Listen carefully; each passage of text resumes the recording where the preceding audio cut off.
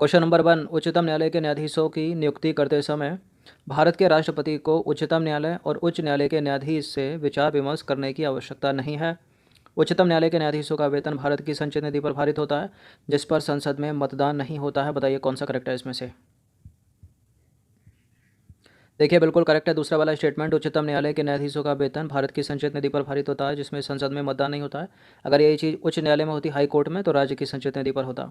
उच्चतम न्यायालय के न्यायाधीशों की नियुक्ति करते समय भारत के राष्ट्रपति को उच्चतम न्यायालय और उच्च न्यायालय के न्यायाधीश से विचार विमर्श करने की आवश्यकता पड़ती है। गलत है पहला वाला स्टेटमेंट, इसका आंसर हो जाएगा केवल 2।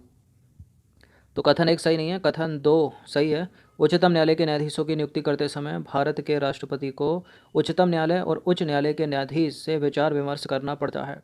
और चीफ जस्टिस से तो करना ही पड़ेगा, हाई कोर्ट के और सुप्रीम कोर्ट के भी, क्योंकि उच्चतम न्यायालय में न्यायाधीश आएंगे कहाँ से, बन के तो आएंगे नहीं ना, हाई कोर्ट से आएंगे। दूसरा स्टेटमेंट है, उच्चतम न्यायालय के न्यायाधीशों का वेतन भारत की संचित निधि पर भारित होता है, जिस पर संसद में मतदान नहीं होता है। करेक्ट है स्टेटमेंट, बहुत बार आई है लाइन सामने। क्वेश्चन नंबर 2 पर आ जाइए। निम्नलिखित कथनों पर विचार करना। 3 स्टेटमेंट है यहाँ पर, बताना कि इनमें से कौन सा करेक्ट है। पहला स्टेटमेंट है, उच्चतम न्यायालय के किसी न्यायाधीश को बिना महाभियोग के नहीं हटाया जा सकता। वित्तीय आपातकाल को छोड़कर उच्चतम न्यायालय के वेतन में कटौती नहीं की जा उच्चतम न्यायालय के वेतन में कटौती नहीं की जा सकती। उच्चतम न्यायालय के न्यायाधीश रह गया यहाँ पर, न्यायाधीश के वेतन में कटौती नहीं की जा सकती। उच्चतम न्यायालय उस व्यक्ति को दंडित कर सकता है जो उसकी अवमानना करे। बिल्कुल ये करेक्ट है, तीनों के तीनों स्टेटमेंट, डी है इसका आंसर। तो देखिए उपरोक्त सारे के सारे सही हैं। उच्चतम न्यायालय के न्यायाधीशों की नियुक्ति तो राष्ट्रपति करता है, किंतु उसे उसके पद से महाभियोग की प्रक्रिया के बिना नहीं हटाया जा सकता। वित्तीय आपातकाल को छोड़कर उसके वेतन में कटौती नहीं की जा सकती, और महाभियोग के अतिरिक्त संसद या राज्य विधानमंडल में इसके आचरण पर चर्चा नहीं की जा सकती, ये भी याद रखिएगा। और उच्चतम न्यायालय का न्यायाधीश सेवानिवृत्ति के पश्चात भारत के राज्य क्षेत्र के भीतर किसी न्यायालय में या प्राधिकरण में वकालत या कार्य नहीं कर सकता। उच्चतम न्यायालय उस व्यक्ति को दंडित कर सकता है जो उसकी अवमानना करे। चलिए अगला प्रश्न देखते हैं। क्वेश्चन नंबर 3 पर आ जाइए। निम्नलिखित कथनों पर विचार करना है। 3 स्टेटमेंट है यहाँ पर, बताना है कि इनमें से कौन सा करेक्ट है। पहला स्टेटमेंट है, सर्वोच्च न्यायालय को संविधान का अभिभावक या रक्षक माना जाता है। संविधान की व्याख्या करने का अंतिम अधिकार सर्वोच्च न्यायालय के पास है। संविधान के अनुच्छेद 143 में उच्चतम न्यायालय से परामर्श करने की राष्ट्रपति की शक्ति के संबंध में प्रावधान है। मोस्ट इंपॉर्टेंट है 143। करेक्ट है तीसरा स्टेटमेंट, दूसरा भी पहला भी, सारे के सारे सही हैं। इसका आंसर हो जाएगा ऑप्शन नंबर डी, उपरोक्त सभी। तो देखिए संविधान के अनुच्छेद 143 में सर्वोच्च न्यायालय से परामर्श करने की राष्ट्रपति की शक्ति के संबंध में प्रावधान है। यदि किसी समय राष्ट्रपति को प्रतीत होता है कि विधि या तथ्य का कोई ऐसा प्रश्न उत्पन्न हुआ है या उत्पन्न होने की संभावना है जो ऐसी प्रकृति और ऐसे व्यापक महत्व का है जिस पर सर्वोच्च न्यायालय की राय प्राप्त करना आवश्यक है, तो राष्ट्रपति राय ले सकता है, जिस पर सर्वोच्च न्यायालय राष्ट्रपति को सलाह देता है 143 के तहत। देखिए सर्वोच्च न्यायालय को संविधान का अभिभावक या रक्षक, मतलब गार्जियन ऑफ कस्टोडियन माना जाता है। संविधान की व्याख्या करने का अंतिम अधिकार जो है सुप्रीम कोर्ट के पास है।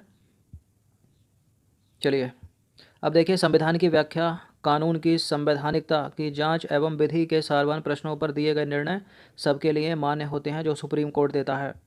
क्वेश्चन नंबर 4 पर आ जाइए। निम्नलिखित कथनों पर विचार करना है। 2 स्टेटमेंट है यहाँ पर, बताने के इनमें से कौन सा करेक्ट है। पहला स्टेटमेंट है, संसद जो है ना, संसद वो सुप्रीम कोर्ट यानी उच्चतम न्यायालय की अधिकारिता का विस्तार नहीं कर सकती, क्योंकि उसकी अधिकारिता वही है जो संविधान ने प्रदान की है।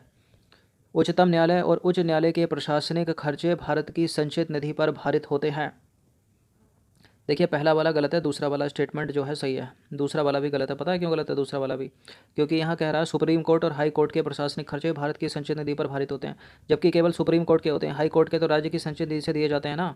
तो गलत है दूसरा वाला स्टेटमेंट, गलत है पहला वाला स्टेटमेंट। इसने इसका आंसर हो जाएगा ऑप्शन नंबर डी, उपरोक्त सभी। पहला वाला भी गलत है क्या? संसद उच्चतम न्यायालय की अधिकारिता का विस्तार नहीं कर सकती, क्योंकि उसकी अधिकारिता वही है जो संविधान ने प्रदान की है। नहीं, संशोधन तो कर ही सकती है ना। तो संविधान के अनुच्छेद 138 के तहत संसद उच्चतम न्यायालय की अधिकारिता एवं शक्तियों में विस्तार कर सकती है।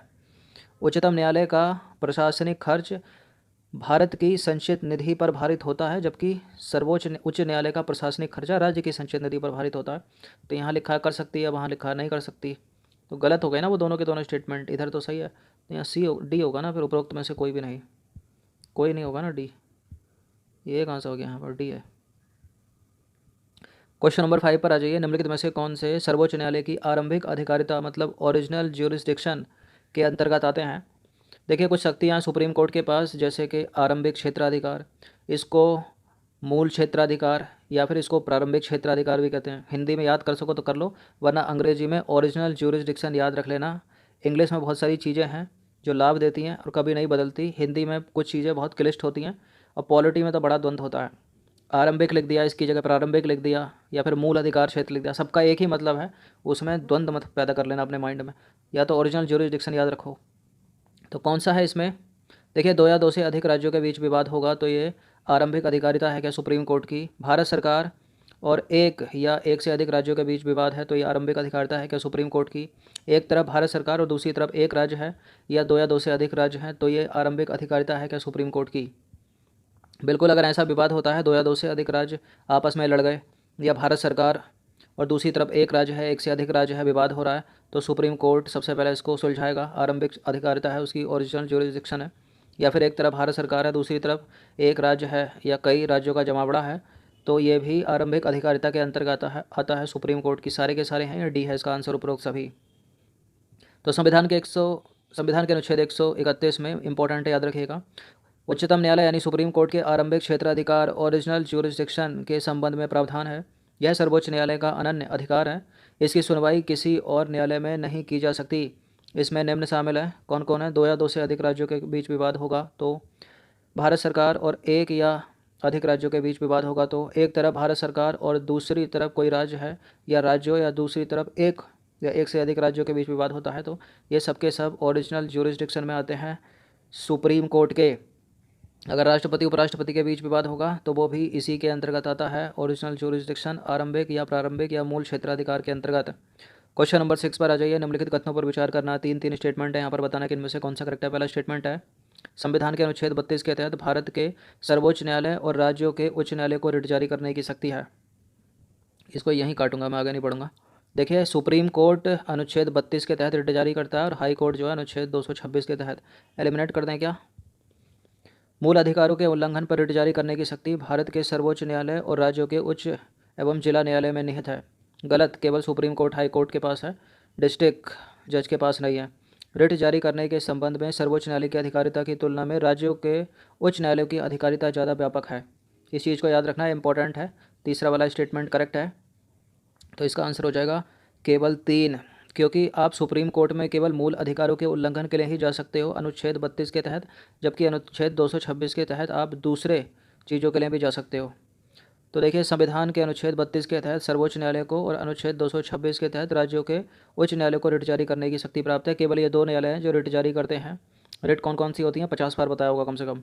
मूल अधिकारों के उल्लंघन पर नागरिक सीधे सर्वोच्च न्यायालय या उच्च न्यायालय में अपील कर सकते हैं। मूल अधिकारों के उल्लंघन पर रिट जारी करने की शक्ति केवल सुप्रीम कोर्ट एवं हाई कोर्ट के पास है, डिस्ट्रिक्ट कोर्ट के पास नहीं है। उच्चतम न्यायालय को मूल अधिकारों का संरक्षक माना जाता है, इस चीज़ को याद रखना। देखिए, सर्वोच्च न्यायालय केवल मूल अधिकारों के उल्लंघन पर ही रिट जारी कर सकता है, जबकि उच्च न्यायालय यानी हाई कोर्ट को मूल अधिकारों के अतिरिक्त अन्य मामलों में रिट जारी करने की शक्ति है। इस तरह उच्च न्यायालय को रिट जारी करने के संबंध में अधिकारिता सर्वोच्च न्यायालय से ज़्यादा व्यापक है, यानी हाई कोर्ट ज़्यादा व्यापक है in comparison to supreme court. Question number 7 पर आ जाइए। भारत के सर्वोच्च न्यायालय के अपीलीय क्षेत्राधिकार के संबंध में निम्नलिखित कथनों पर विचार करना है। उधर बात हो रही थी ओरिजिनल ज्यूरिसडिक्शन की, यानी मूल क्षेत्राधिकार या आरंभिक क्षेत्राधिकार या प्रारंभिक क्षेत्राधिकार। यहाँ बात हो रही है अपीलीय क्षेत्राधिकार की। तो संविधान के, यानी अपील करना एक तरह से देखा जाए तो संविधान के अनुच्छेद 136 के संबंध में मामले, संविधान के अनुच्छेद 143 के मामलों में, सिविल एवं आपराधिक मामलों में, संवैधानिक मामलों में, राज्य एवं राज्यों, संघ एवं राज्यों के बीच विवादों के मामलों में। देखिए, संघ एवं राज्यों के बीच विवादों के मामले में अपीलीय क्षेत्राधिकार तो हो नहीं सकता, क्योंकि यहाँ तो मूल क्षेत्राधिकार था ना, ओरिजिनल ज्यूरिसडिक्शन था। तो 5 को एलिमिनेट करके अपना काम आसान करो। संवैधानिक मामलों में अपील की जा सकती है, सही है। सिविल एवं आपराधिक मामलों में अपील, इस तरह से याद करोगे तो याद हो जाएगा। और संविधान के अनुच्छेद 143 में परामर्शदात्री क्षेत्राधिकार है। परामर्श लेता है ना सुप्रीम कोर्ट, परामर्श देता है ना सुप्रीम कोर्ट राष्ट्रपति को। बाकी अनुच्छेद 136 के मामलों में अपील कर सकते हैं।